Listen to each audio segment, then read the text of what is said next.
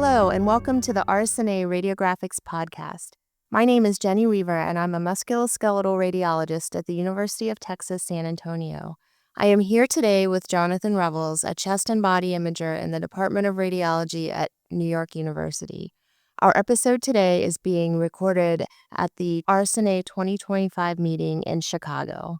Our guests for today's podcast are Doctors Rachel Bass and Stephen Rothenberg from the University of Alabama at Birmingham, who are co-authors of Pulse Surveys for Departmental Engagement, Finding the Pebble in Your Shoes. Welcome, and thank you guys for being here. Thank you. We're so happy to be here. Let's start with the big picture. You describe surveys as a key tool for assessing satisfaction and driving improvement. What made you want to explore micropolling instead of the traditional longer surveys that we're all used to filling out? So this actually all started back in 2023 when we did an internal wellness survey of our faculty and residents. We asked questions about overall job satisfaction, things that were stressors, and efforts that people genuinely appreciated. We got a lot of really good information. The survey took about 5 to 10 minutes to complete, and we incentivized that participation with some gift cards. Once we got the results, we analyzed them and then presented them at leadership meetings, and overall, it was a really positive experience. But I did run into a couple of issues. The first is that we got a lot of information all at once. So it's kind of hard to figure out what to do with all of that information, how to funnel it to all the right people. And then by the time we presented them at faculty meeting, a couple months had already passed, and things happen quickly in a department, and I questioned if any of the answers would have been different if I asked them at that current moment. But the task of designing the questions and analyzing them was so onerous that I knew we wouldn't do it again for a while. It was at one of the leadership meetings discussing this wellness survey that I brought up the concept of micropolling. So I had been introduced to this concept several years ago by a friend of mine who was a consultant, and they used to do this for some of their clients. It's a model that has been adopted in the business world and supported culturally. We have recently moved our own recertification process in radiology from traditional long-form recertification exams to our short-form, more frequent OLA questions. This not only reduces the test-taking anxiety, but allows more real-time feedback about areas of knowledge that someone may need to do additional reading on. And the nice thing is that it's not intrusive and can be done in short bits of time. So this transition has been really successful, and we were interested in what that would look like in our department, but repurposing towards the wellness survey. So you mentioned that long-form surveys often provide just a single snapshot in time. How does the more frequent, smaller, or pulse survey approach help build a better picture of the department over time, though? Yes, the idea is if you sort of increase the frequency of when you're collecting data, you can collect more data longitudinally. And it ends up being the same amount of work or effort for individuals to complete, but you're doing it in a more frequent timing. And in doing this, you're starting to get more frequent data, but also you build these habits and get people into the overall experience of providing feedback in a more frequent way.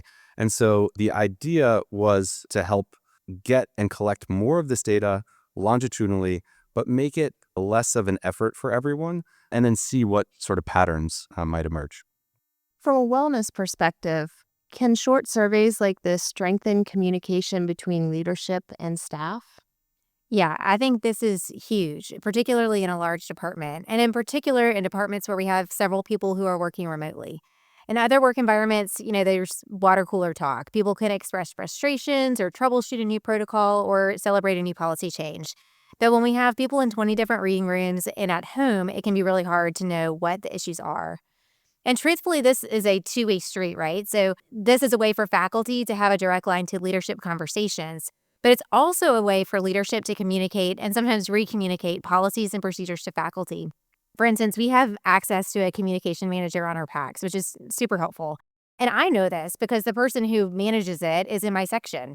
But when I asked about this in the Pulse survey, I was surprised to see how many people did not know this was available to them. And it could have been that they missed the announcement at a faculty meeting a couple of years ago, or that they were hired in the meantime, or that they are just in a reading room where no one ever talks about it. But that doesn't mean it's not available to them. So to have an opportunity to reiterate these things has a lot of value. So in the article, you discuss how surveys convey that leadership values employee voices. Why is that sense of being heard so important for morale and engagement? Yeah, I think so much of discontent and stress can be driven by factors that feel beyond our control or feel unknown in some way.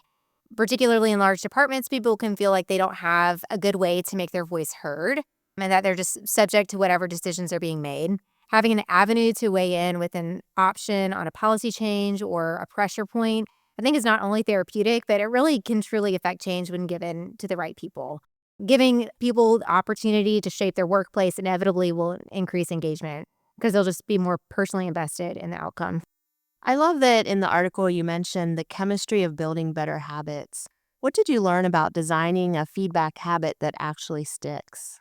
So a lot of this work is a little bit of intellectual arbitrage from someone named James Clear. He's the author of Atomic Habits, which is a really great book that I read a couple years ago. And he references how small habits that we do every day have meaningful impact in our lives long term, and how initiating some of these smaller changes end up creating bigger changes downstream. And so the idea or how we modeled the Pulse survey was based off this. So we often think of the things that are the most impactful being those that take the most effort.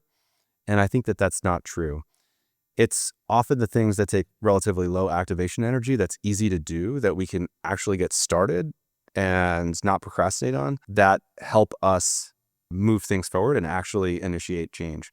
So if we can make sharing feedback part of a habit and make that and build that into the culture of the department, we can start seeing meaningful change in our workplace so that we can provide better care for our patients and also improve the workplace and environment for our faculty and staff. So, can you walk us through how you set up this initiative? What was the structure or pipeline or pathway of the periodic pulse survey, and who was involved in developing it?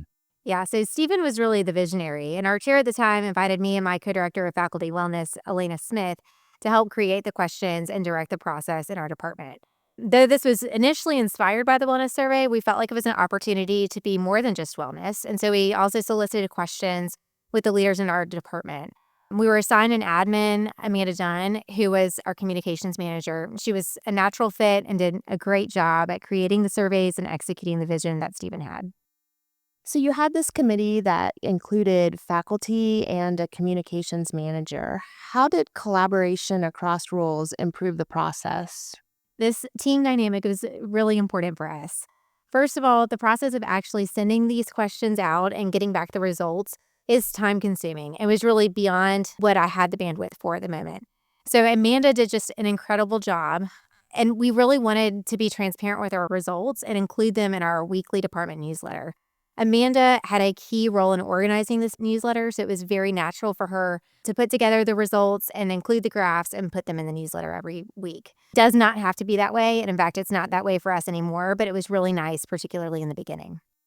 So, the questions covered wellness and departmental priorities, but you also mixed in a few non work topics. Why was that part important?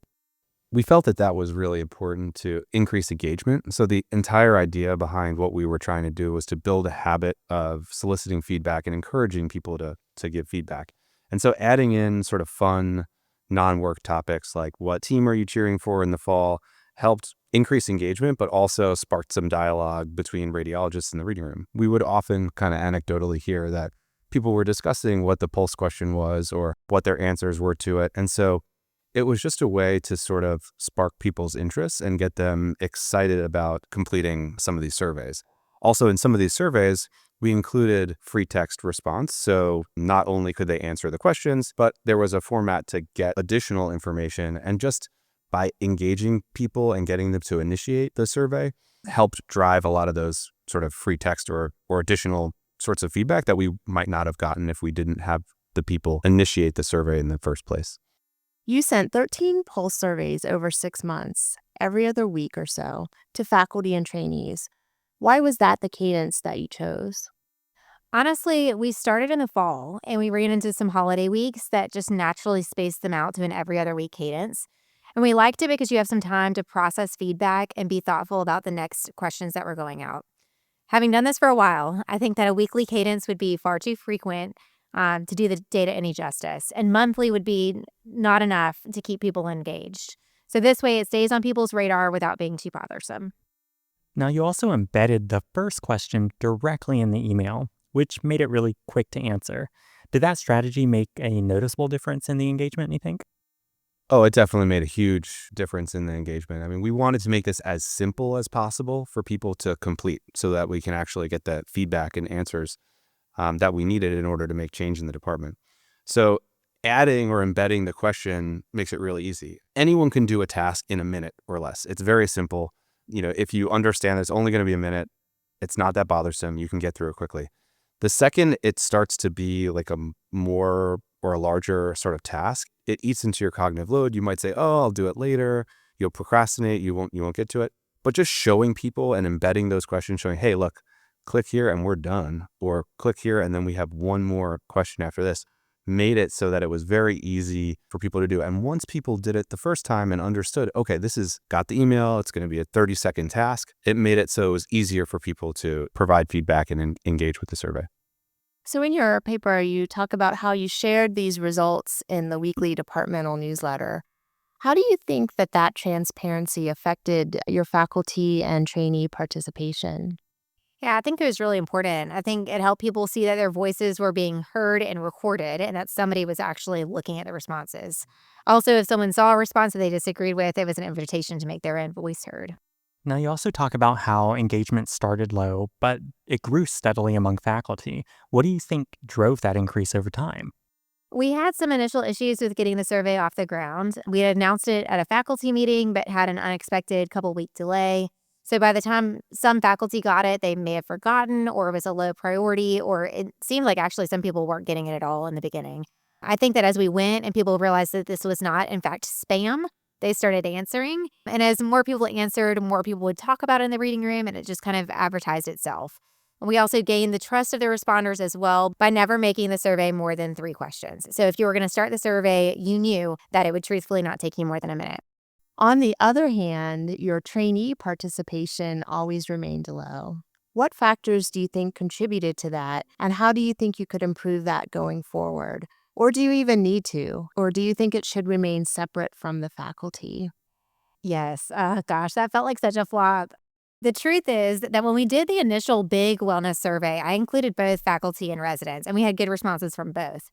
And then when we designed this one, we altered a lot of questions that had to do with practice patterns and informatics and pain points in the day that residents wouldn't necessarily resonate with. But I wanted to still include them because I wanted them to feel like their voice mattered and that the questions really weren't tailored to them. So we have actually created a resident pulse survey with questions that are designed by the chief residents around topics that are pertinent to them. We've had a much better engagement and useful information to share with the program director through that. Now, you noted that selection-based questions, such as multiple choice or select all that apply, had better engagement than open text. Why do you think that is? It all comes down to time and effort that it takes to complete. So the time it takes to answer a multiple choice question is much faster than trying to think of a thoughtful response. So we use the open response questions sparingly, but also included them as optional sort of questions, just so that if somebody had time, was already there, had a thought that they wanted to get out there and share with leadership, they had the mechanism to do it. We all know no initiative is without hurdles. What challenges did you face during implementation of these surveys? Yeah, as an informatics guy, definitely know some barriers and technological issues that can occur.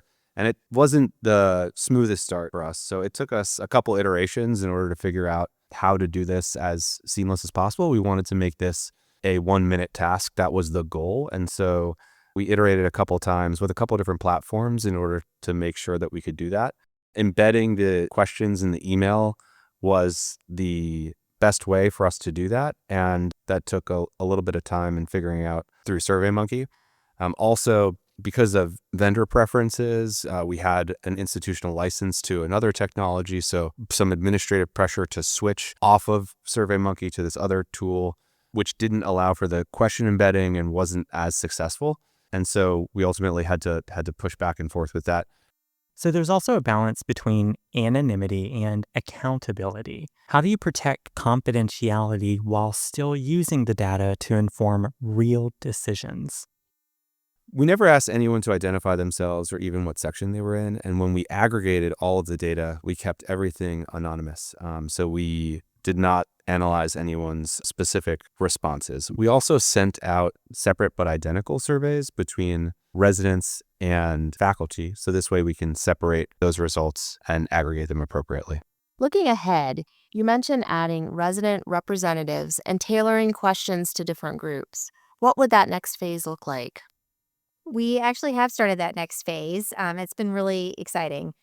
We now have the questions go out to residents and faculty separately. Sometimes they get the same questions and sometimes they're unique to the specific group.